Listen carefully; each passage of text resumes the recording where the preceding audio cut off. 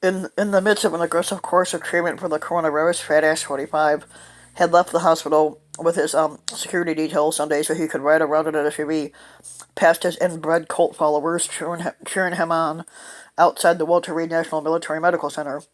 The short trip where Fat Ass 45 waved to his inbred supporters through the window while wearing a mask in the back of his SUV was an attempt to show of strength that displayed the Fat Ass's questionable judgment, his willingness to endanger his staff, and the fact that he still does not seem to comprehend the seriousness of a highly contagious and deadly disease. Fat Ass 45's doctors on Sunday provided concerning details about his condition to reporters, including two alarming drops in his oxygen level, but the late Sunday photo op underscored that the chief concern for the Fat Ass, who was furious at his chief of staff for telling reporters about his troubling vital signs, is projecting a commanding image to the public. An attending physician at Walter Reed harshly criticized Fat Ass 45's Sunday drive-by as a risk to the lives of Secret Service agents who accompanied him in his SUV. Every single person in that vehicle during that completely unnecessary squatter roll drive-by just now has to be quarantined for 14 days. They might get sick, they may die, which would be good if they did, for political theater commanded by Fat Ass 45 to put their lives at risk for theater. This is insanity, said Dr. James Phillips, and this is what he had tweeted. That Squatterol SUV is not only bulletproof, but hermetically sealed against chemical attack. The risk of a COVID-19 transmission inside is as high as it gets outside of medical procedures. The irresponsibility is astounding. My thoughts are with the Secret Service for first to play. I said my thoughts are not with them anyway, so. Despite the risk posed to others in the hospital, the driver and security White House spokesperson Judd Deere said that the movement was cleared by the medical team as safe to do and what appropriate precautions were taken, including PPE. Photos of Fat Ass 45's unannounced ride posted by Getty Images show a Secret Service agent in the front row wearing a full medical gown, respirator mask, and a clear face shield. Not good enough. The White House Management Office sent its first staff-wide email Sunday night since Fat Ass 45 tested positive for the coronavirus early Friday morning. Until then, staffers had gotten no word about whether to come into work or to remain home, given that several of their colleagues tested positive. Stunningly, the email, which was viewed by CNN, states that they should not contact the White House testing office if they have symptoms. Fat Ass 45's diagnosis also doesn't seem to have changed his campaign's understanding of the risk that their events have posed to their inbred supporters. Jason Miller, fucking ugly fuck, a senior campaign advisor to Fat Ass 45, told CNN Ana Cabrera on Newsroom that the campaign will continue to take temperatures and give out hand sanitizer and masks as supporters enter the Klan rallies, but he did not detail any other changes like requiring attendees to wear those masks. And we're not going to hide in fear, Miller said. No, but you've been invoking fear, you dumbass. Fat Ass 45's physician, Navy Commander Dr. Sean Connolly, held a second medical briefing in as many days on Sunday that again raised more questions than answers about the Fat Ass's condition. In that jarring news conference Sunday morning, Fat Ass 45's doctor said that even though the Fat Ass has had at least two concerning drops in oxygen levels, they were hoping he could be discharged as early as tomorrow from Walter Reed. Conley and other doctors involved in the Fat Ass's care offered some information about the Fat Ass's condition and the treatments that he is receiving, but there were still significant gaps that made it hard to decipher in the full picture. Conley again failed to answer basic questions about the Fat Ass's condition, and he admitted Sunday that he omitted those alarming drops in the Fat Ass's oxygen level during Saturday's news conference because he wanted to reflect the upbeat attitude that the team and the Fat Ass had about his condition and didn't want to give any information that might steer the course of illness in another direction. Conley acknowledged that his evasive answers came off that we were trying to hide something, but that wasn't necessarily true, adding that the Fat Ass is doing really well and is responding to treatment. Yeah, but we were hoping that the Fat Ass wouldn't be doing well. The Fat Ass has experienced 2 episodes of transient drops in his oxygen saturation, Conley said Sunday. The first significant episode occurred late Friday morning when Conley said the Fat Ass had a high fever and its oxygen saturation was transiently dipping below 94%. The Fat Ass was given oxygen at that point, Conley said, answering a question he had evaded during his Saturday briefing. After about a minute on only 2 liters, his saturation levels were back above 95%. He stayed on that for about an hour, maybe, and it was off and gone, Conley said Sunday. Later on Friday, Conley said that Fat Ass 45 was out of bed, moving around the White House residence with only mild symptoms. On Saturday, the fat ass's oxygen level had dropped again to about 93%. Conley said, "We watched it and it returned back up, but the incident led doctors to start treating fat ass 45 with the steroid drug, which has been shown to help patients with COVID-19. It is typically given to patients that are on supplemental oxygen or ventilation." Conley said that the fat ass's current blood level is about 98%. But Conley refused to say how the fat ass's blood oxygen levels had dropped during that first alarming episode at the White House. When asked if the fat ass's blood oxygen level had dropped below 90, he replied, "We don't have any recordings here of that." But pressed again on whether the level had dropped below 90, Conley said that the fat ass's oxygen levels didn't get down into the low 80s. He offered no detail about what X-rays or CT scans have shown about whether there has been any damage to the fat ass's lungs. There is some expected findings, but nothing of any major clinical concern, Conley has said, not explaining whether they were expected, that there was any expected findings in the lungs of a normal patient or a COVID-19 patient. But some 7 months into the pandemic that has killed more than 209,000 Americans, the nation is now facing a grave governing crisis with its squatter-in-chief hospitalized, his condition hinging on his process over the coming days. And as the White House events of the past week serve as a textbook example of how to not handle a deadly virus. The White House already has a huge credibility problem with the public, and the lack of on-the-record information from the White House officials Friday and Saturday served as a master class in opacity and contradiction that raised major questions about the fat ass's health. It was only late Saturday night, more than 24 hours after the fat ass had been at Walter Reed, that the public learned specific details about why fat ass 45 was airlifted to the hospital on Friday. When Chief of Staff Mark Meadows said during an interview with Faux News that fat ass 45 had a fever on Friday morning and his oxygen level had dropped rapidly. Early on Saturday, Meadows had also attempted to signal that the fat ass's an initial concern was more serious when we spoke to poll reporters as an unnamed officer after Conley's unnamed official, after Conley's briefing that morning. But his identity was later revealed by the New York Times and the Associated Press, and fat ass 45 was angry at that Meadows had contradicted the White House physician's upbeat assessment, and two sources with knowledge of the situation had told CNN's Jim Acosta on Sunday. A separate White House official confirmed that fat ass 45 was unhappy with Meadows, as the Chief of Staff is now viewed by fat ass 45 advisors as having damaged the credibility of the current medical briefings on the fat ass's bout with the coronavirus. The fat ass's aversion to appearing weak and sick is now what is driving the effort to project resolve, including the video he tweeted from Walter Reed on Saturday. The photos released by the White House of him supposedly working in the multiple accounts of phone calls where he sounded strong by his allies and family members. Sunday afternoon, fat ass 45 tweeted another video where he teased his surprise by doing a drive-by in front of the inbred supporters that were gathered outside the hospital. Conley said on Sunday that he and Meadows work side by side and that the Chief of Staff statement has been misconstrued.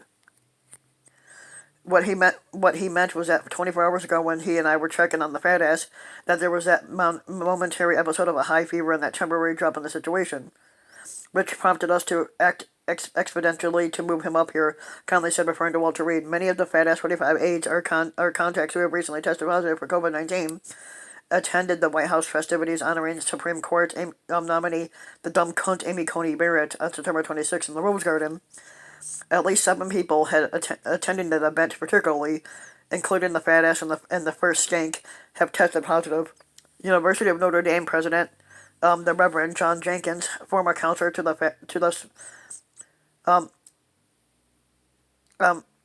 former counselor to the fat ass, Smellian Khanjob, and Republican Senators Mike Lee of Utah and Tom Tillis of North Carolina, who were seated relatively close to each other, tested positive. Former New Jersey Governor Chris Christie also tested positive and checked himself into the hospital Saturday as a precautionary measure because he has asthma.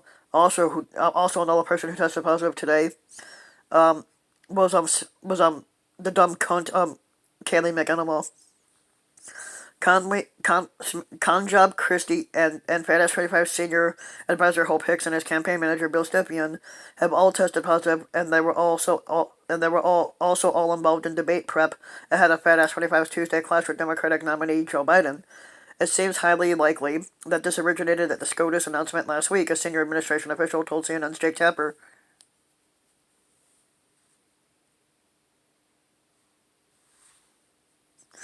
Of the outbreak among the Republican officials. It may have come from the Hill, and the next major concern will be securing Capitol Hill and protecting the lawmakers, the official added.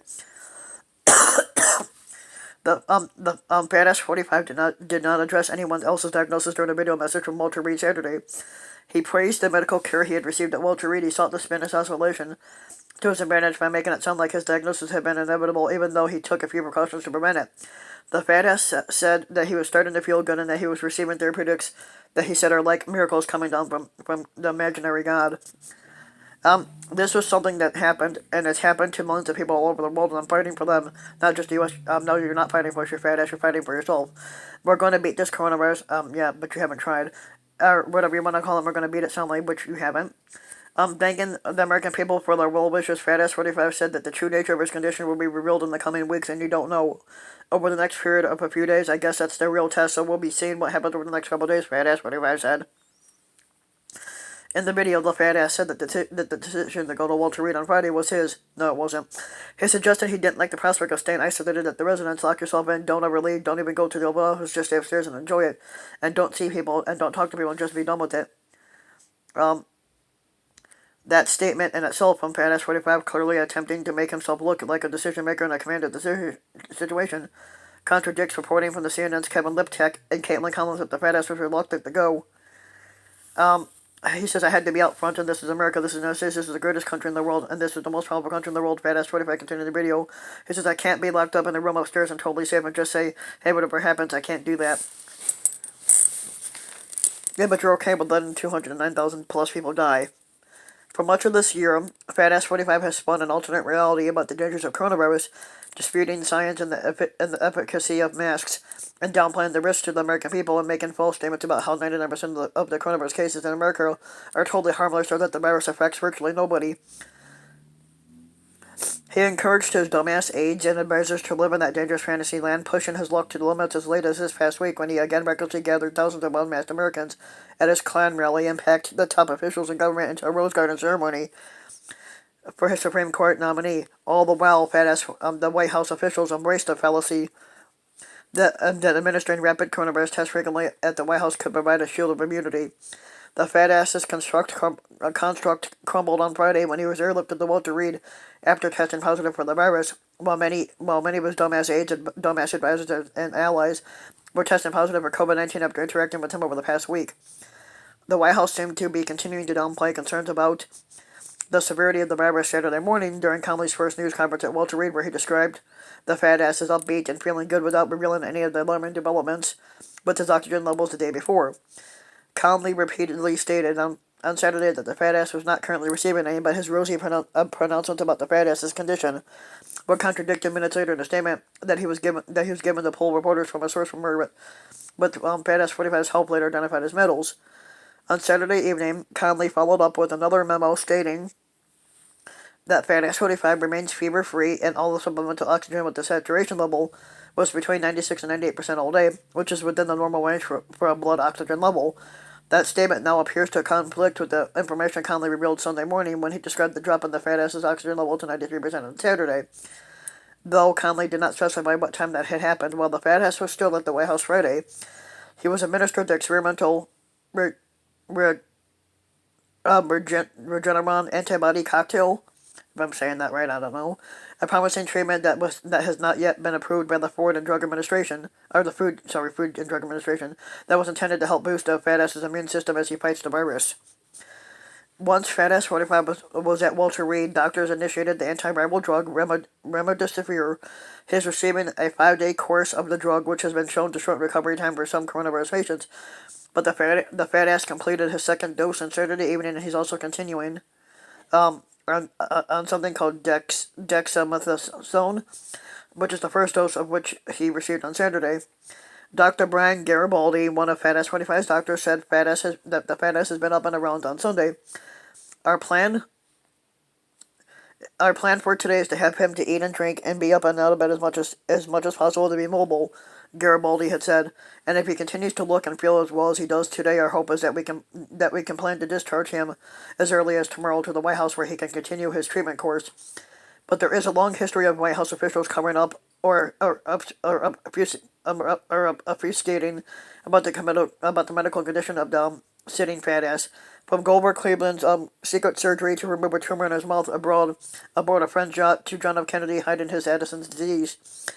Officials in the White House, in the Fat Ass 25 White House, have carefully calibrated their statements about the fat ass's health over the past few days in what seems like an effort to put the best face on for the diagnosis at a time when the fat ass is 29 days from Election Day and trailing in the polls. Mail-in voting has already begun in certain states across the country. The fat ass tweeted that he had tested positive for the coronavirus around 1 a.m. on Friday, hours after attending a Thursday night fundraiser in Bedminster, New Jersey, where he met with a small group of donors indoors with no mask before addressing a larger crowd outdoors. Fat Ass 45 got his first positive coronavirus test result on Thursday after returning from that trip, a White House official said Saturday evening, and Hicks had begun experiencing symptoms the previous night while accompanying the Fat Ass on his trip to Minnesota for a fundraiser and Klan rally on Wednesday night. But it's unclear whether the Fat Ass was tested around that same time, given how closely they worked together. Fat Fuck Miller, the senior Fat Ass 25 nutlicker on Sunday, could not explain why Fat Ass 25 went ahead to the New Jersey fundraiser after Hicks had tested positive, and he accused Biden of using face masks as a prop during an appearance on ABC's this week. Biden's senior advisor Simone Sanders told CNN's Jake Tapper State of the Union that Biden and his campaign officials have been following guidelines from the U.S. Centers for Disease Control and Prevention, and that they're wearing the mask to keep them safe. So if you like the video, give the video a like and subscribe to my channel, Rambin White, and also hit the notification bell so that you'll be notified when a new video comes out, and thanks for listening.